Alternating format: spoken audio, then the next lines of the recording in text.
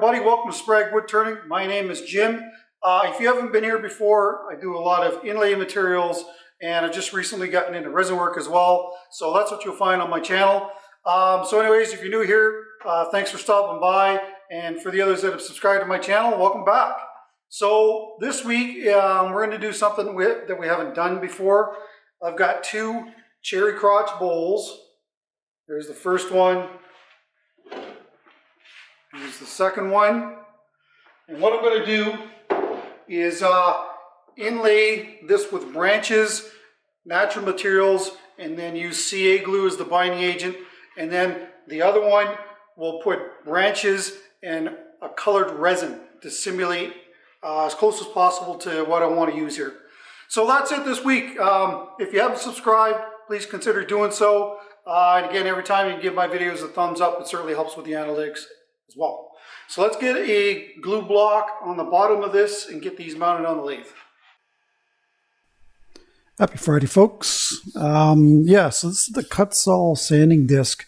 I bought this to replace all the flap sanding discs that I was using on my grinder, and it does a really good job. And of course, I like to put these glue blocks on the bottom of my bowls. That way I can finish the outside and the inside profile completely, and then cut them off separately and finish the bottom.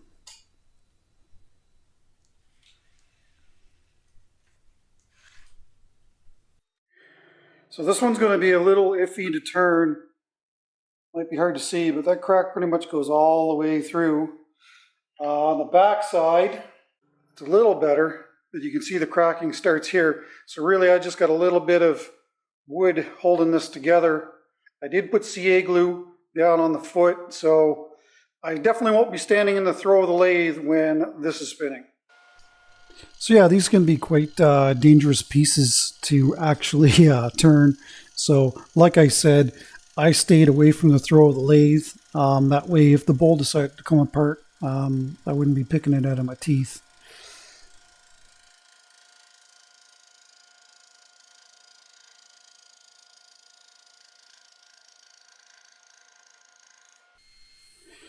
Yeah, so I'm just going easy with the cuts here. Last thing you want to do is be really aggressive with this.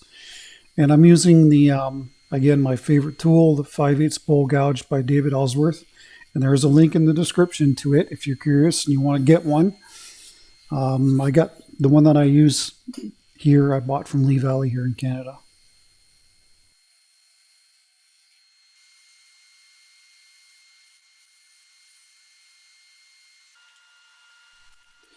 Yeah, so what I'm doing here is I'm trying to ensure that the bowl is going to stay together, and it'll keep that duct tape will actually help to keep the bowl from vibrating and flying apart.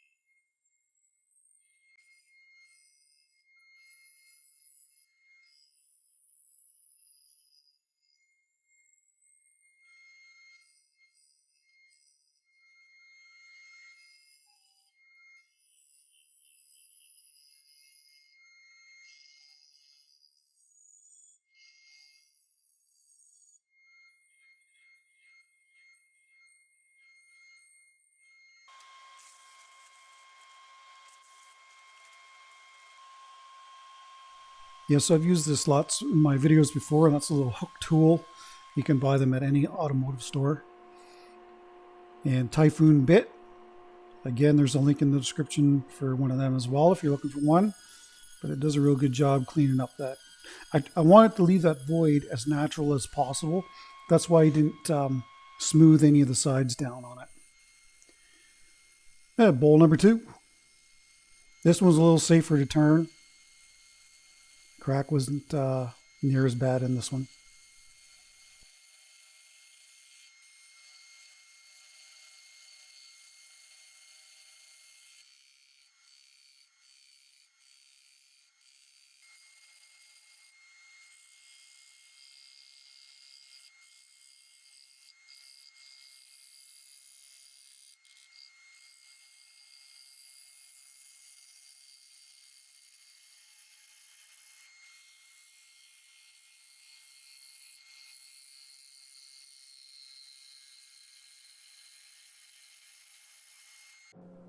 Yeah, so this is a little pointy burr that came right from Dremel, and it does a good job getting into those real tight areas. Okay, I'm going to be using tuck tape on here. This is going to be our resin bowl. I've decided not to do any branches. This gap's just really not that big enough, so I think it's probably best to just leave the branches out of it. But this is really, really strong tape, tuck tape. And hopefully what I want to do is when I put this on here, I want to build up kind of a reservoir area for the resin.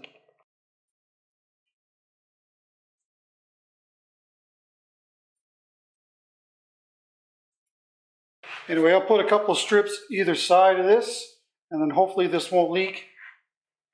I'll do the same thing on the inside, and something for this as well. Okay, so this one, I'm going to do the natural inlay in it with the CA glue, so all I need is the duct tape.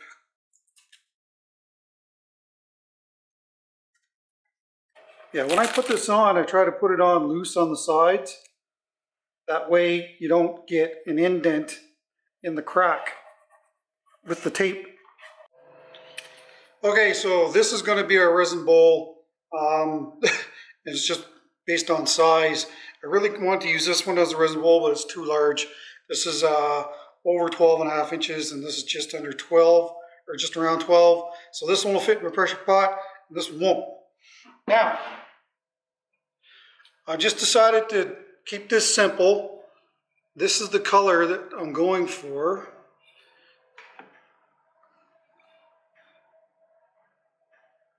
And that is blue soapstone. But it's going to be the lighter stuff. Disregard the dark stuff. So, I've got all these pigments from Designer Epoxy. That maybe, that emerald green might look nice in there too.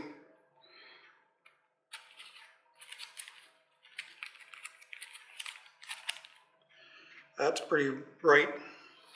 I have to pass on that. Scarlet probably would look good in there too, but rainbow blue. So I don't know. It's decision time. So I think what I'll do is I'll go with the blue Laguna and maybe put a little bit of white pearl in there.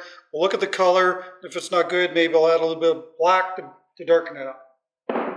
So that's what we're going to do.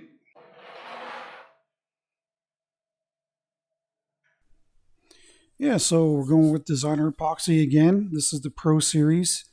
You can pour this stuff up to an inch thick. Mixing time on it is 2 minutes. And there's the blue Laguna.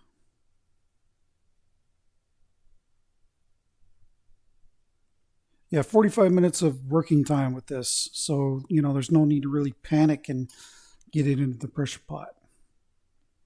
Some black pearl too.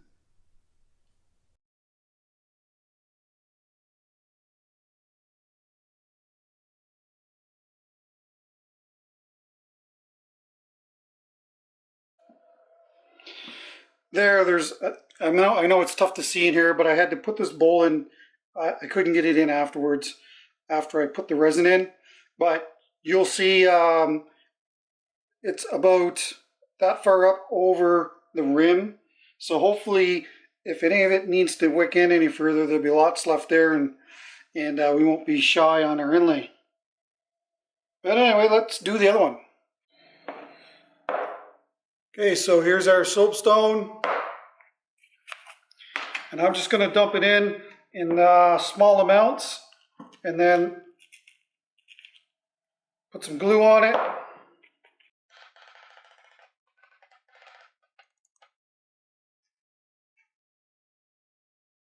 And you know, I've been doing inlays like this for over 20 years, I think now.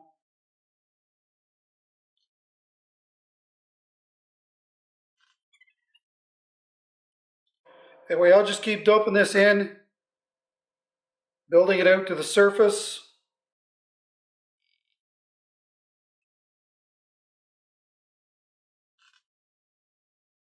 And I don't pack it in. I want the glue to flow through it. If you haven't seen me doing these before.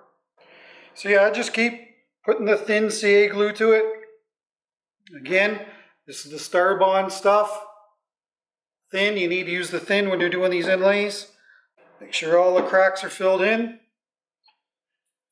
And then hit it with the accelerator.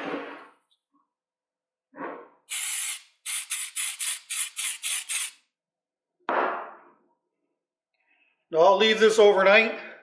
That way it's good and hard. What can happen is it'll cure on the outside, but it'll be soft in the middle, and then you throw it on the lathe and you'll be losing a lot of it. A couple of dry spots. This is why I always take the tape off and then put the glue on from this side as well.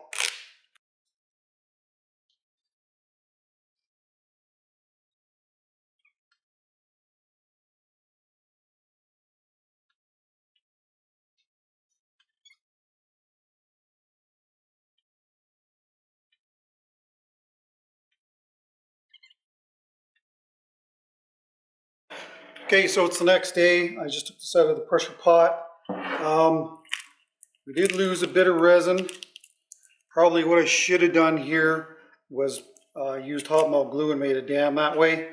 That's no real big deal. Our bowl is going to be about 3/4 of an inch shorter now. So that's not a big deal. The resin's good and hard. I've removed it from this side already. So anyway, I'm just working on getting this tape off. And I probably could leave it and put it on the lathe, but I would prefer to get it off.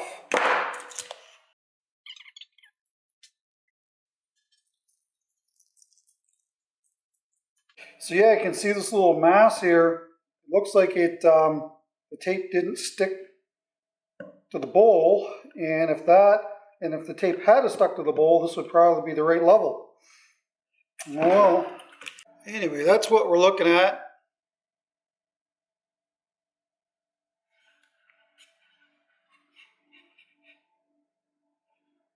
Yeah, a little disappointed on this, but I'm not going to re-pour.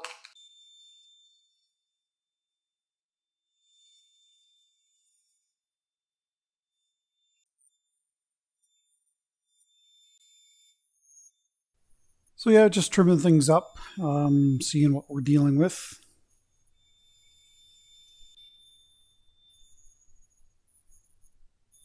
I will say that the resin turns a lot easier than the soapstone does, that's for sure.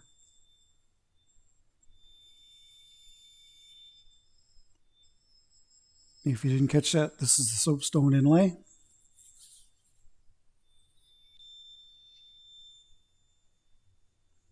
Pole cuts and shear cuts.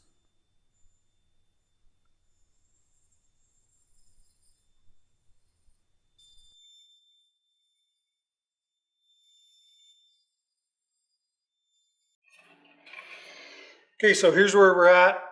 This is the resin piece. There is a couple of little spots that need to be filled.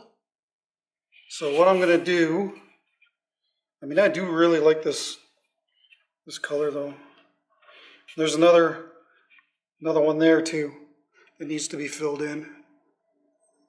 So what I'm going to do, take some thin CA.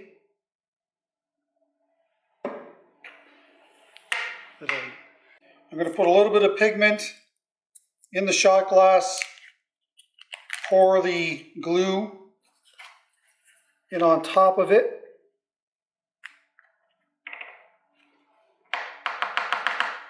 I don't need a whole lot.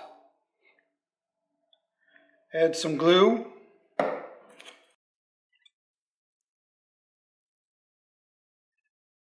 Anyway, that's pretty close to what we've got.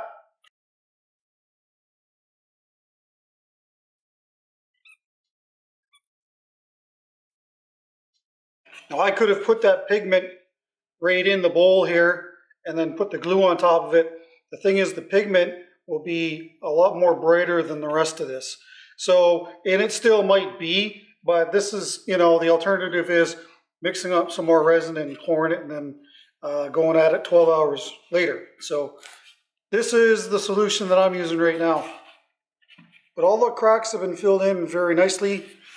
I believe any of these cracks that you see down below here, that's just because the tape was maybe too tight and it didn't allow it to flow in. Either way, that's pretty cool. I like the look of it. All right, so here's the soapstone one, and it's got a ton of voids in it. This is the only thing that I really don't like about working with these natural materials. There tends to be a lot of pockets of air in it. Anyway, let's fill it up.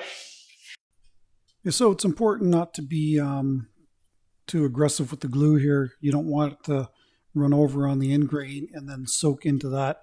Even though we're going to trim this up again, still you don't want, there's always the possibility that it'll go deeper than you want. There, we'll let that sit for a few minutes and put it on the lathe, trim it up and sand it.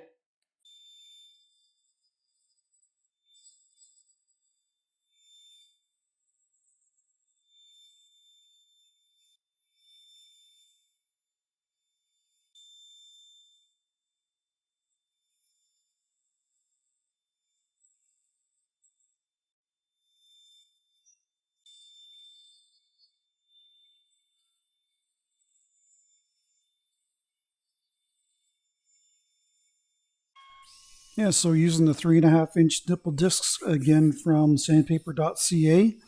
And again, there's a link in the description for 10% off your next order. And I'm sanding from 60 to 320. And this is the soapstone bowl.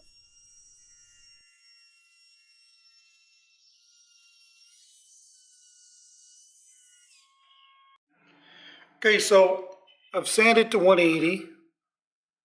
And as you can see, there's some voids that need to be filled. This is one of the things about working with natural inlays like this. Small hole there. So anyway, I'm just going to fill these again with the soapstone and the thin CA glue. And then back on the lathe, get the sanding done here.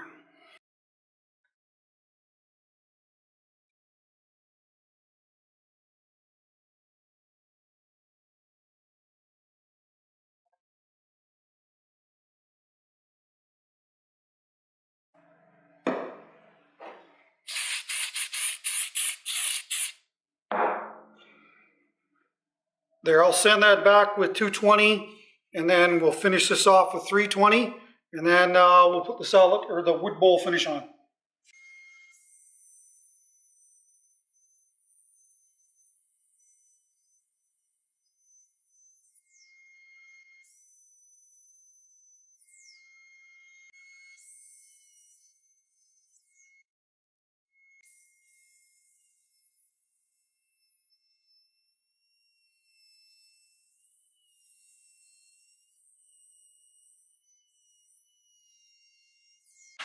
Wood bowl finish.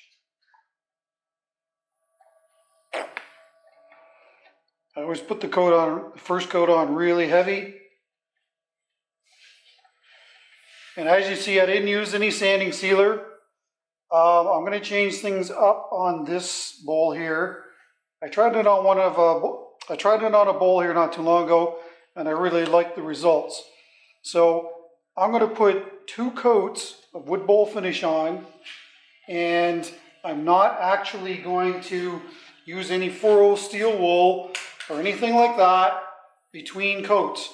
I'm just going to put this coat on now, put another coat on tomorrow morning, and when that sets, and I should be able to do it later on in the day, I'll buff with brown triple E white diamond, and then I'll use denatured alcohol, clean the surface off, and that should be it. I'll put another coat of finish on, and I really like the results on a test piece that I did.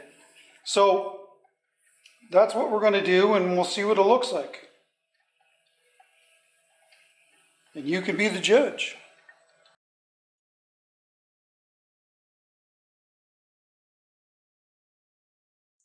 I tell you, it's hard to beat those natural inlays. The resin is really cool too, though.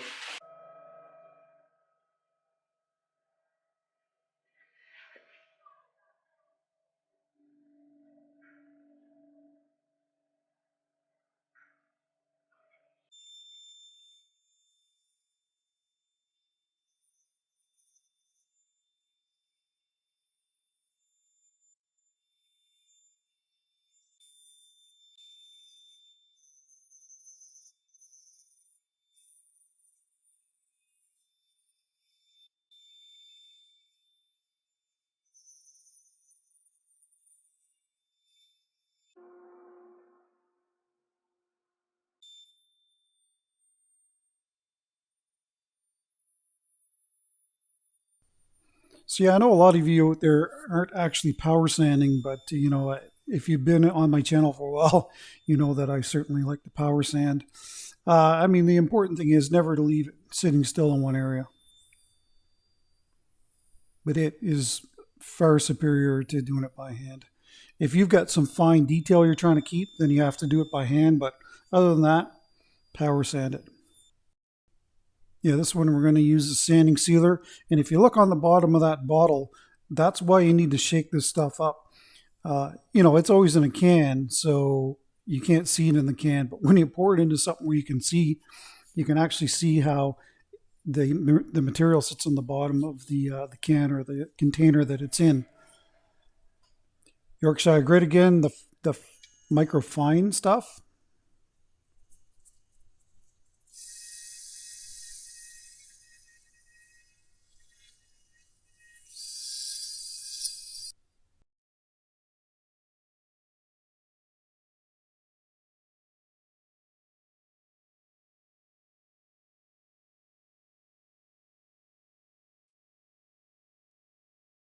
Okay, so I'm going back to my wood bowl finish by General Finishes. If you've been here on my channel for a while, you know that this is my preferred finish.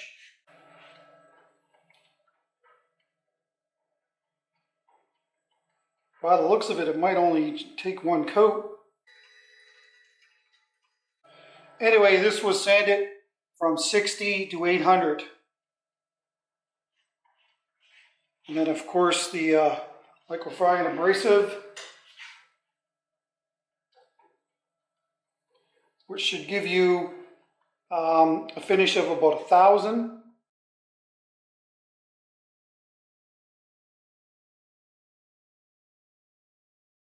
Now, if it was early in the day, I wouldn't have a problem putting the second coat on today.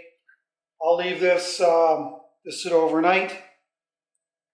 I don't think that it's going to take any more than 2 coats anyway. Hard to see, isn't it?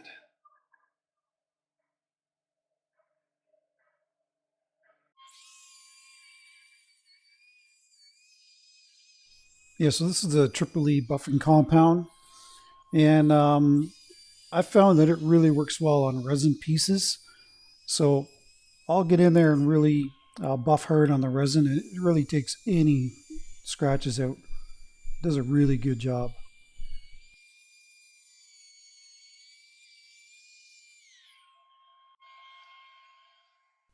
And this is again white diamond. I think white diamond is just talcum powder with a binding agent in it.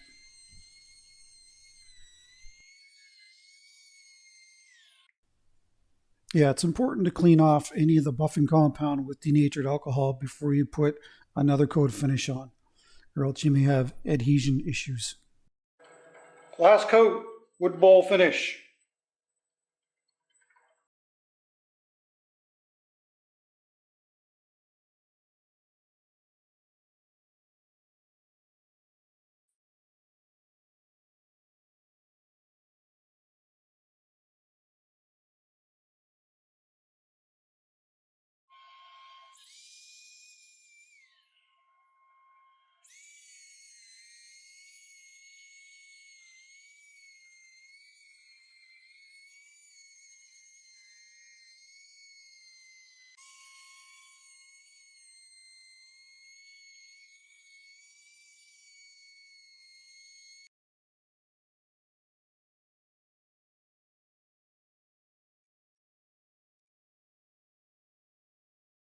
Okay, so the original intention was to just put on 2 coats and not really do anything in between them. When I looked at this morning, it had a few small little sags and runs in it. So that's why I decided to, instead of using the 4.0 steel wool, I'm going to use the Triple E and the white diamond. And let's see what kind of a finish that gives us. She sure is shiny.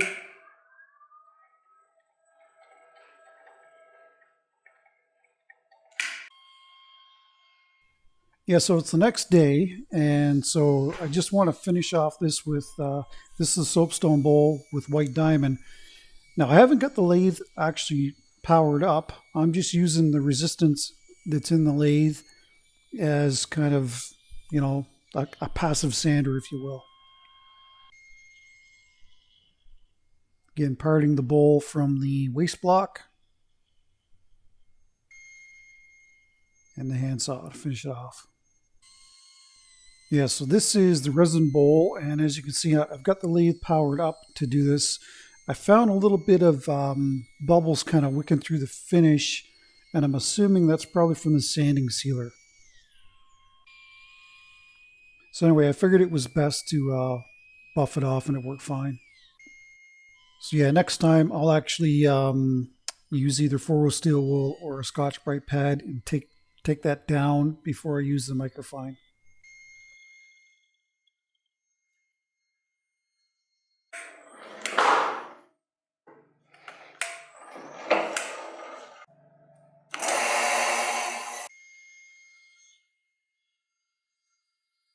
So yeah, this is again the vacuum chuck from One Way Manufacturing, and this is not a homemade thing.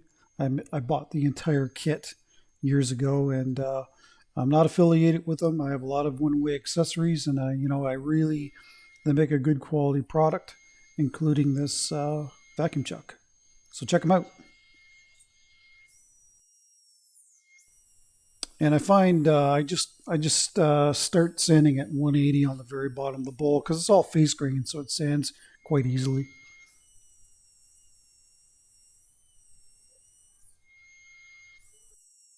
Okay, let's finish this video up and do a little talk about these 2 bowls. Okay, that's it for the video. Hopefully it wasn't too long for you. I'm going to come in here and show you. Hopefully this picks it up. Anyway, this is a soapstone one.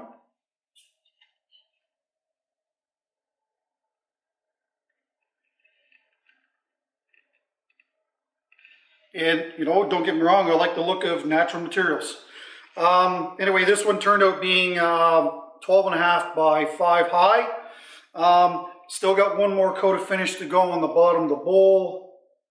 There's the bottom. So that's the soapstone one. Again, I'll put some stills up at the end. There's the resin one. Again, sorry about the lighting. It gets so dark here right now this time of year that gotta use lights. And I really like the look of this black outline. The mother of pearl in this is so cool. And this one is 11.5 by 4, I think it is. And you know, again, there's the bottom. Again, one more coat of finish to go on the bottom and then they're done. The only really noticeable thing between this one and the Soapstone one is that I can feel a little bit of a ridge right here with the Soapstone, with the resin. But I'll be honest with you, this is the one I like the best. I never thought that I would say that, how I would pick resin over natural material, but you know what? It's cool. I really like the pearl, and blue's my color. I like blue.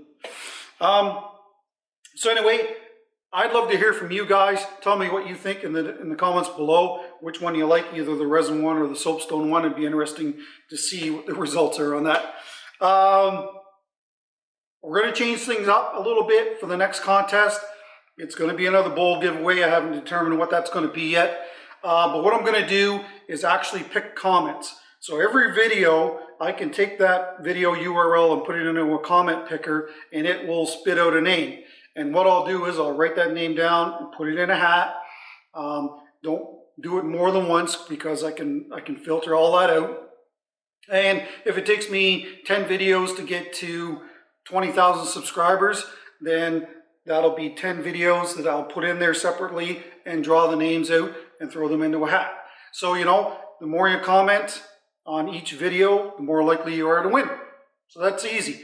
I did find that a lot of the people that comment on my videos regularly actually have closed subscriptions, so I don't even know, other than the fact that they've commented on my videos, that they're actually even subscribed to my videos.